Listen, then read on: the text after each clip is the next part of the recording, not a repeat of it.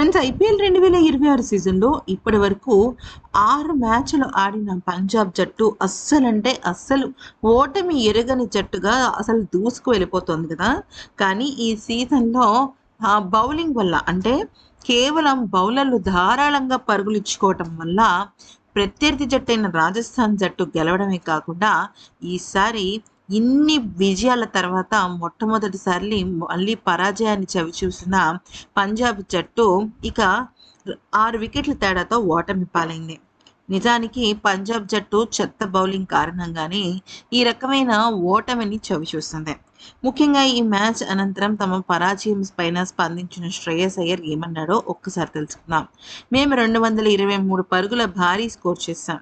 ఇది డిఫెండింగ్ చేసుకోగలిగే స్కోర్. బ్యాటర్లు అద్భుతంగా రాణించారు. పిచ్ స్టిక్కీగా, స్లోగా ఉన్నా కూడా అసాధారణమైన ప్రదర్శనతో మేం భారీ స్కోర్ చేశాం. కానీ ప్రణాళికలకు తగ్గట్టుగా బౌలింగ్ చేయలేకపోయాం. ముఖ్యంగా స్లో బాల్స్, యార్కర్లు వేయాలని ప్లాన్ చేశాం. కానీ అది అలా జరగలేదు.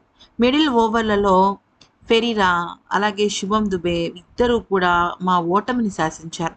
అన్నిటికన్నా పెద్ద విషయం ఏంటంటే వైభవ్ సూర్యవంశీ. అతని బ్యాటింగ్‌కి ఖచ్చితంగా ప్రతి బౌలర్ ఇబ్బంది పడుతున్నాడు. అయితే ఇప్పటి వరకు మేము చూసినట్టయితే రాజస్థాన్ జట్టుతో మేము ఆడినప్పటికీ కూడా ఆ జట్టు ఇంకా మెరుగుపడింది. ఈ ఫార్మాట్‌లో చాలామంది బ్యాటర్లు తమ ఆటను మార్చుకున్నారు. తొలి బంతి నుంచే దూకుడుగా ఆడుతున్నారు. దాంతో బౌలర్లకు కష్టంగా మారింది. బౌలర్లు ఒక్క ప్రణాళికతో కాకుండా మల్టిపుల్ ప్లాన్స్‌తో బరిలోకి దిగాలి. లేదంటే మనం గెలవడం కష్టం. ప్లాన్స్‌ను సమర్థవంతంగా అమలు చేయటం కూడా వారికి సవాలుగా మారింది. ప్రణాళికలకు తగ్గట్టుగా బౌలింగ్ చేస్తే విజయం దక్కుతుంది. కానీ ఈరోజు అది జరగలేదు. ఈ మ్యాచ్‌లో మేము ఓడిపోయినా కూడా మా దినచర్యలను ఇలాగే పాత వాటిలాగానే కొనసాగిస్తాం. ఎందుకంటే మేము ప్లాన్స్ విషయంలో బాగానే చేసాం. కానీ ప్రణాళికలో కష్టమైంది. సో, మల్టిపుల్ ప్లాన్స్ వేస్తూ ప్రణాళికను ఖచ్చితంగా అమలు చేసే విధంగానే చేయాలి. ఇక బ్యాక్ టు బ్యాక్ జర్నీస్ వల్ల అలసటగా ఉంది. దాన్ని నేను సాకుగా చెప్పటం లేదు. మాకు తదుపరి మ్యాచ్‌కి కొంత విరామం ఉంది.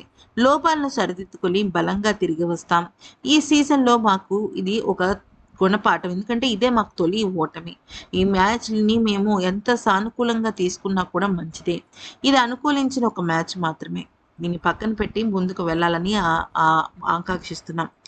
ఇక ఈ మ్యాచ్‌లో స్పిన్నర్లను ఎదుర్కోవడం కష్టమైంది. ఎందుకంటే బంతి ఆగి స్వల్పంగా టర్న్ అయింది.